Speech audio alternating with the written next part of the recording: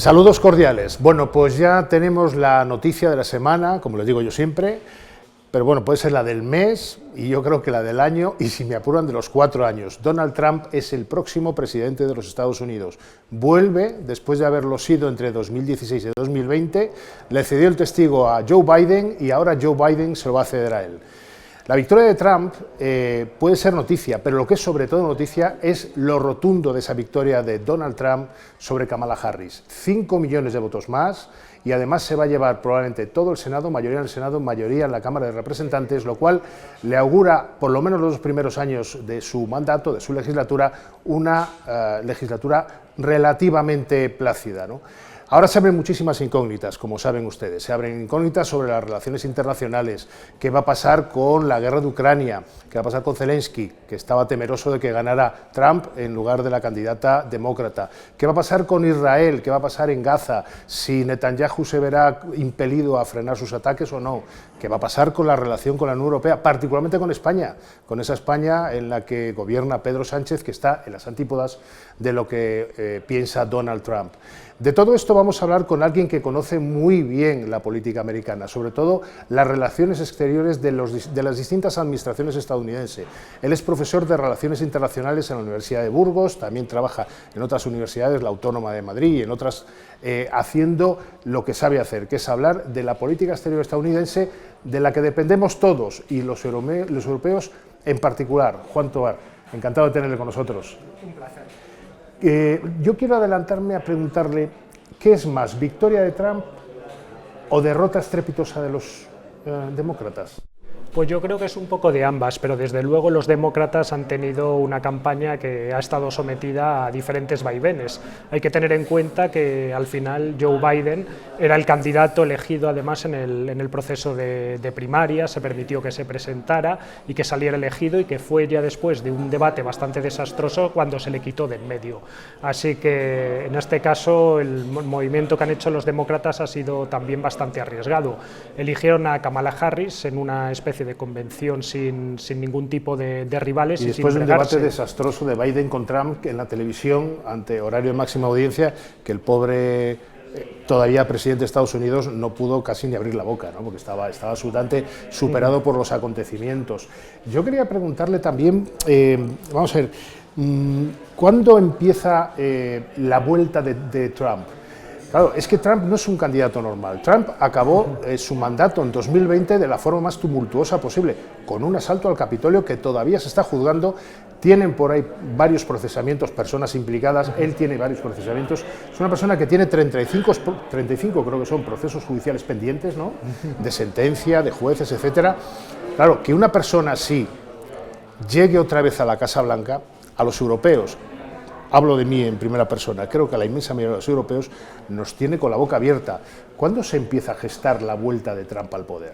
Pues yo creo que hace tan solo un par de años ya prácticamente se le estaba dando por muerto, no solo por los procesos judiciales, sino también por el asalto al Capitolio y además de eso por el resultado agridulce que hubo en las elecciones de mitad de mandato de Estados Unidos. Sin embargo, él fue muy hábil, ha sabido aprovechar muy bien esos procesos judiciales a su favor y salió reforzado en el proceso de primarias, acabando con todos sus rivales. Así que no es un candidato normal, como bien has dicho, pero es que encima además ha sabido sacar partido de todos esos reveses que tenía encima. Yo creo que al final los demócratas no han sido capaces de saber cómo tenían que lidiar con Trump políticamente.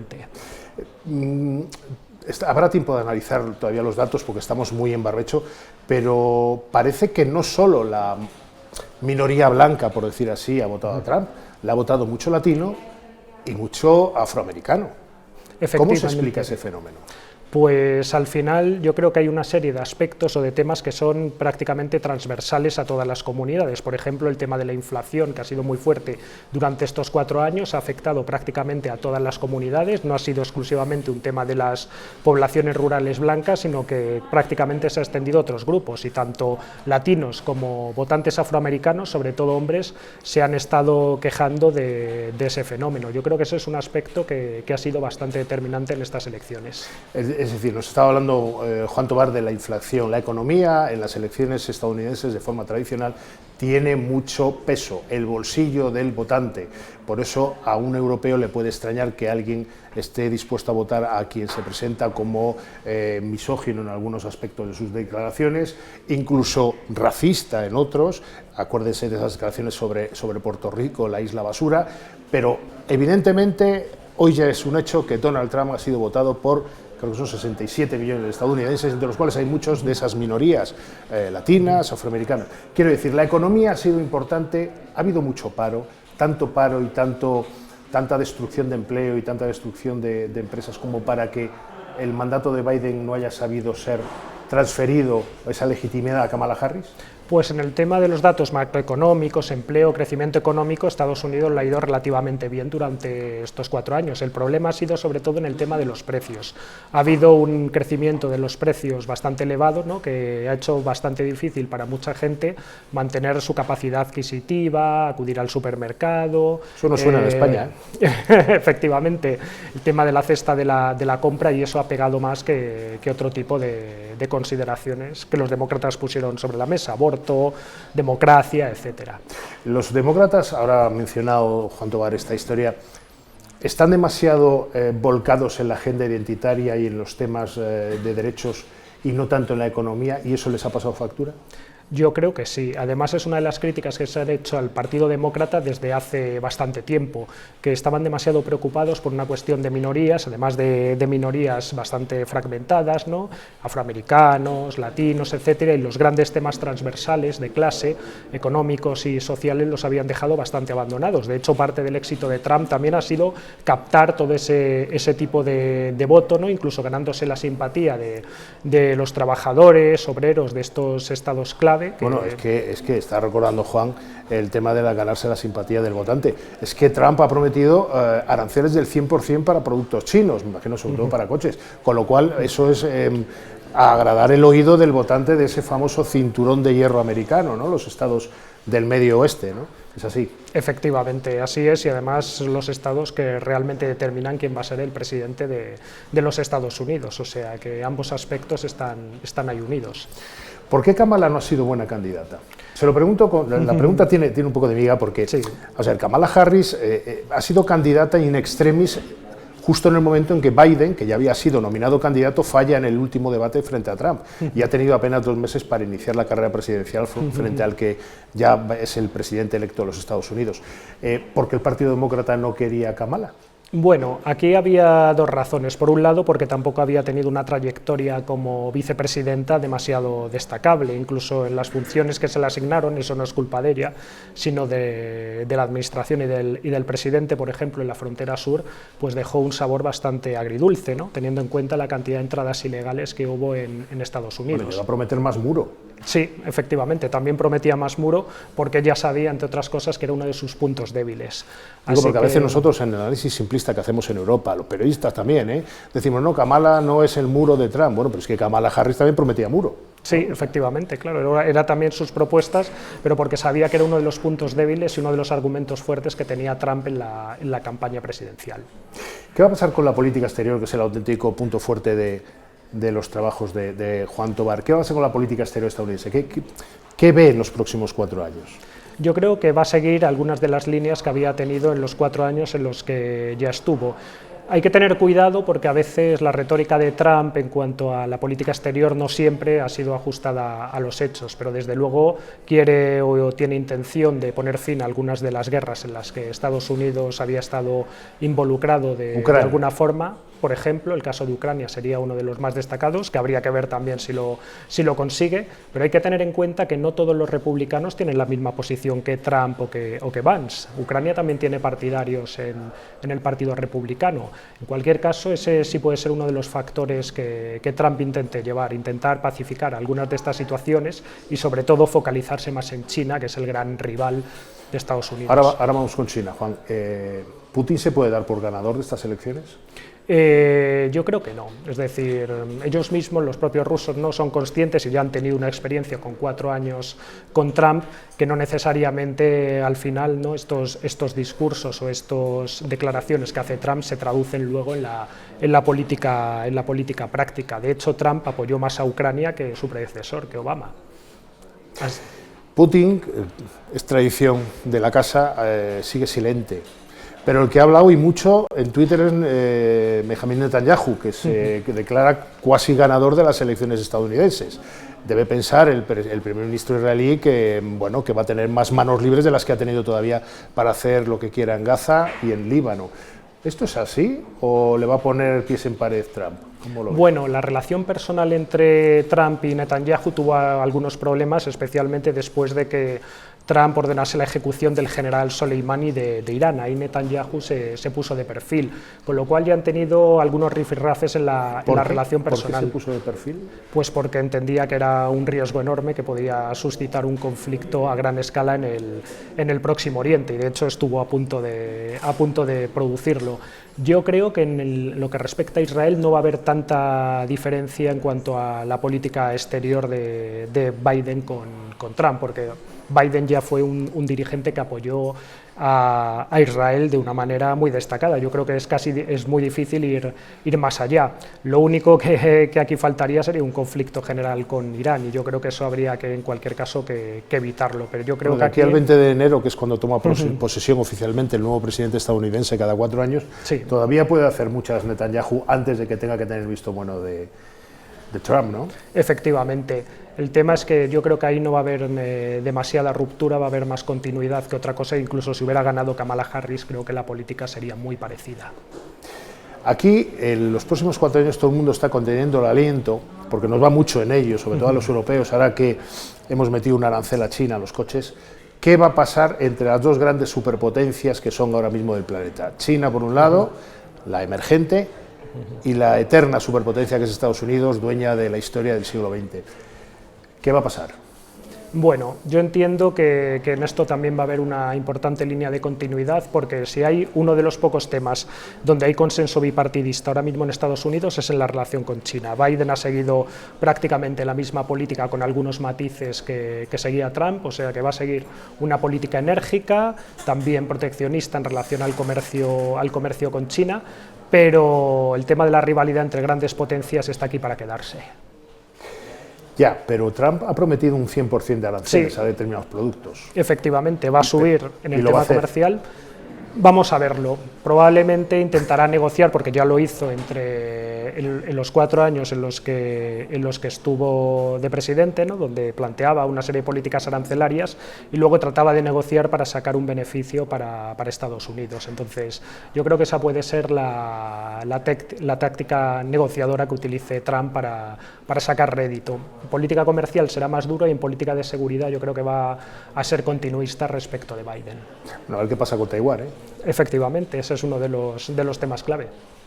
Estamos con Juan Tobar, que nos está dibujando un Donald Trump prácticamente irreconocible para la imagen que tenemos los europeos de él, ¿no?, los españoles en particular, un tipo hosco, tremendo, de pelo naranja, atrabiliario, extravagante, no sé qué otros adjetivos poner. Claro, es una imagen que contrarresta o contrapesa con la que podemos esperar de un personaje que ha dominado la escena política y que lleva dominándola los últimos 6 años. ¿Qué va a pasar con la relación con España? Bueno, ese es otro de los temas interesantes. A priori, Donald Trump no ha planteado una animadversión particular contra España. De hecho, los 4 años en los que estuvo nos apoyó en el tema de Cataluña. Pedro Sánchez le ha felicitado en Twitter, ¿eh? Efectivamente, ha sido uno de los dirigentes que le ha felicitado.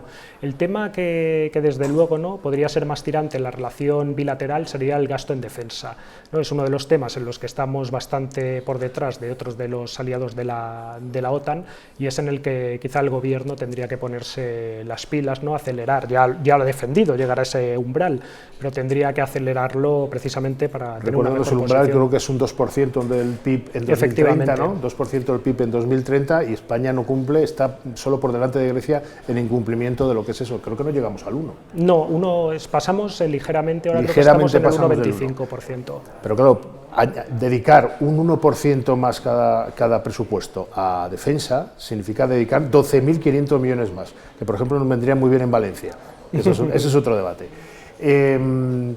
¿Le parece que va Donald Trump a meter en su gobierno a gente como Elon Musk? ¿Cree que le cumplirá la...? Bueno, eso ha sido una de las cosas que ha planteado. También hay que entender que está en la campaña presidencial, pero bueno, una cosa es que lo meta en la administración, donde hay diferentes tipos de cargos, y otra que le ponga a dirigir uno de los grandes departamentos. Eso no creo que suceda, pero bueno, siempre hay algunos tipos de agencias, ¿no? Ya tuvo también en su mandato algunos relacionados con empresas de la alta tecnología, donde hubo parte de estos empresarios, un consejo que al final, bueno, parte de ellos se retiraron. Puede darle algún tipo de puesto, pero yo creo que va a ser más honorífico que una gestión de una de las grandes agencias, uno de los grandes departamentos del gabinete. Bueno, pero con la locuacidad de Elon Musk, que es parecida como mínimo a la de Trump, con que le dé un carguito, como decimos aquí en España, ya le vale, ¿no? Él puede estar contento, y además ahí pues también lo puede aprovechar en cuanto a temas en los negocios que tiene, ¿no? Hay algunos que a priori podría pensar, ¿no? Coche eléctrico, etcétera, que una administración... Estamos hablando del dueño de Tesla en la administración que entra en Estados Unidos, no lo olvidemos. Efectivamente, ahí en eso ha sido inteligente apoyando a Trump y ha conseguido, pues, en este caso, tener una buena posición de cara a la administración. Se nos está acabando el tiempo. Estamos con Juan Tobar, profesor de Relaciones Internacionales, un hombre que sabe mucho de la escena política americana y sobre todo de la política exterior americana. Pero yo no quiero acabar este programa sin preguntarle por uno de los fenómenos que creo que también, uno de los damnificados, que es la élite washingtoniana, ¿no? Es decir, tú veías algunos programas de televisión, escuchabas algunas cadenas de radio, americanas, europeas, escuchabas algunos actores, Robert De Niro, mi admirado Robert De Niro, escuchabas a Katy Perry, escuchabas a Taylor Swift, a Tom Hanks, y parecía que la victoria de Kamala Harris no solo era necesaria, sino inevitable. Esto también va a haber una vuelta de pensamiento, una reflexión al respecto. ¿Esto cambia algo lo que ha ocurrido?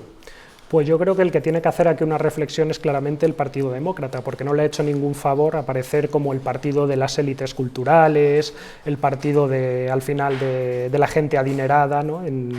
en Estados Unidos. Bueno, pero vamos a ver si es que Donald Trump es efectivamente, y Elon Musk. Me gustaría que en este tramo final nos explicara por qué el electorado americano castiga a una determinada élite y no a otra, porque Trump es élite.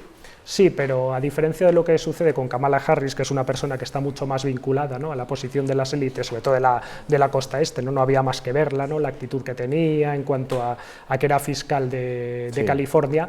Yo creo que ahí Trump ha tenido más capacidad, es una capacidad que, por cierto, también tenía Biden, de acercarse a los grupos sindicales, a los trabajadores blancos, le veían prácticamente como uno de ellos. Yo creo que aquí, en este caso, a pesar de la elección del vicepresidente, Kamala Harris no ha sido capaz de tener ese acercamiento.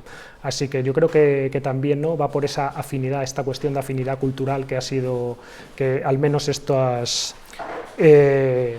miembros del pueblo estadounidense han sido capaces de ver en Trump, adoptando además parte de las antiguas políticas que tenía el Partido Demócrata, también el proteccionismo, frente a lo que sucedía con el caso de los demócratas, que claramente se han alejado de sus antiguos postulados. Así que yo creo que tiene que ver con esa cuestión de identidad y de afinidad cultural que perciben en Trump, incluso en Biden, pero no han sido capaces de percibir en Kamala Harris.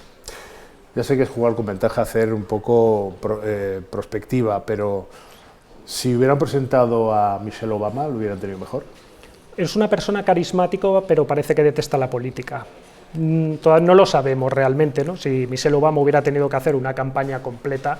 Es una persona a priori, ¿no?, que se considera muy popular en las encuestas, pero no sabemos realmente, ¿no?, habría que verla funcionando, ¿no?, y sobre todo meses y años de campaña para ver si podría ganar las elecciones presidenciales. Muchos demócratas lo desearían, pero no creo que en la práctica no parece que vaya a ser una posibilidad. Juan Tobar, ha sido un auténtico placer poder comentar con alguien que sabe tanto de la política exterior estadounidense y de la política americana en general, de un país que aparentemente es tan cercano a Europa, pero tan desconocido, nos es tan desconocido. Muchísimas gracias por venir. Muchas gracias a vosotros por invitarme. Bueno, y a todos ustedes ya les emplazo al siguiente programa, en el que ya no habrá unas elecciones americanas, pero seguro que emociones todas.